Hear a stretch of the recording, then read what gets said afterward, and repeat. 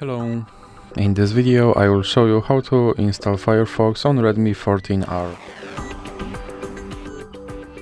You have to start by opening Google Play Store, then click on search bar and type in Firefox. Now click search and click install.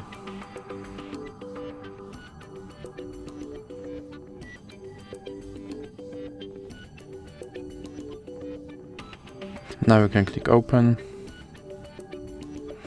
And here you can select your default browser, or you can click cancel. And now you can add Firefox widget, or you can click not now. Here you can sign in to your Firefox account, or you can click not now. And you can turn on notifications, or you can click not now again. And now, as you can see, my Firefox browser is installed and is ready to use. So that's it for this video. If you liked it, please remember to leave a like and subscribe.